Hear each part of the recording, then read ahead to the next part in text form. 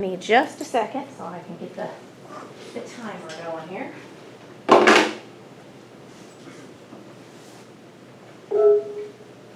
All right, whenever you're ready.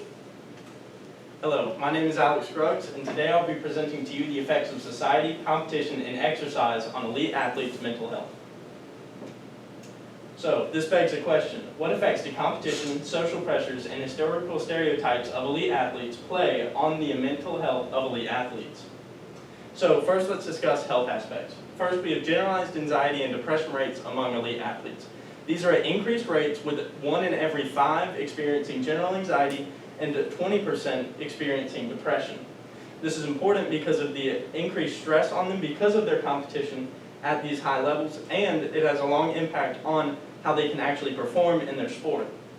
Next, we have eating disorders, which are widely expressed in lean, competitive elite athletes, especially females in areas such as gymnastics and ice skating, because of their slim forms required, thus making them believe that their bodies are not in correct form. And finally, we have substance abuse, which is a serious problem among elite athletes because of 1 in every 5 developing depression. And once they've developed depression, they are 45% more likely to reach out for substances to cure their own sadness, which is abusive not only to their mental health, but to their physical health. Next, we have social influences. First off, we have balancing life and sport, which is very difficult for elite athletes because whether they are at the collegiate or Olympic level, it is going to be difficult for them to balance their sporting and their social life. This is important due to Alicia Garcia-Fuertes' findings with the immune system health being based on not solely exercise, but social, physical, and dietary needs. So if you don't fill out all these required areas for mental health and physical health, your body is not going to be healthy. So that's why it's important to have a social life. Next, we have commitment to the team. This is called into question on elite athlete teams because of the balance between your social life and the sport, meaning that you have to balance what you're doing on the team and make sure that your teammates aren't going to reject you from not putting in enough work ethic to the team. And finally, devoting all energy to sport. This cannot happen at the elite level because if you do so, then you miss out on so many other factors of life. And this can be seen in George Orwell's The Sporting Spirit because he talks about sports acting as a unifier. And if you take away the unifying aspect through excessive competition and stripping away the social aspects of sports, you're going to lose the positive aspects. And finally, we have historical influences. So stereotypes are very restrictive on elite athletes. So when you're looking at elite athletes, they are kind of put in a box and they can't really express themselves, which increases their ability to develop mental illnesses because when you can't express yourself, it's going to be self-destructive to your own mental state. And next, we have fear of failure because historically, elite athletes are placed at a higher risk for career-ending and life-ending injuries with their higher performance levels and dangerous moves/plays. This is especially common in sports like ice skating. And finally, we have increasing demands. In elite sports, there are constantly being records broken and higher expectations and higher competition levels, which constantly push athletes to be on the cutting edge of their sport, which is constantly increasing pressure, making them more susceptible to develop mental illnesses. So what are the solutions to this? We can break the stereotypes surrounding elite athletes. We take them out of that shell that society forces them to be in, and that allows them to better express themselves, decreasing the risk for them to develop mental health issues, and allowing them to better express themselves, have a better social life, and be healthier overall. Another solution is to provide suitable mental health facilities at collegiate and Olympic sporting events and at training facilities to allow them to better express themselves and talk out problems before it turns into long-standing issues such as general anxiety disorder, depression, or eating disorders. So some limitations to this. Obviously, there are going to be difficulties changing stereotypes because they are so embedded in society.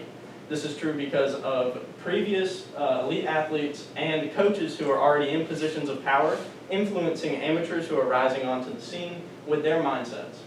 Next, we have capital required, especially in the case of setting up mental health facilities for athletes, because while colleges and Olympic facilities may be able to afford these facilities to help mental health of athletes, it is likely not going to happen because of reallocation of funding and mental health not being seen as a priority. And finally, we have time. Especially in the case of changing the stereotype, there's going to be time required to really make that change happen, and it's going to be a generational thing, not something instantaneous. So, in conclusion, comprehensive steps must be taken to better the mental health of athletes at the elite level and prevent them from being self-destructive in their own mental state. But why does this matter? It matters because of their performance rates, as we can see in sports and competition. It matters because that they are people just like everyone else. They need a stable mental state, and they need to be able to communicate well with other people and not be broken on the inside. And because they're role models to young people. And whether that is children or adolescents growing into adulthood, it's important for them to see something that is not broken, healthy, and successful to look up to, because we don't want negative attributes of adult elite athletes to be reflected in the rising generation. Thank you for your time. Here are my work cited. All right, so you're at 5 minutes and 46 seconds. And for your questions, what information did you need before you began your research, and how did that information shape your research? So, information that I needed to find before I started my research were really the impacts of mental health and competition on these elite athletes.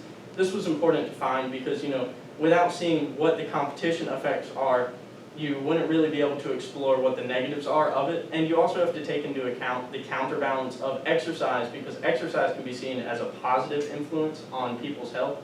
So it was really the competition that I tried to isolate before starting this project so that I could better understand what my results may be and, just kind of guided my presentation. All right.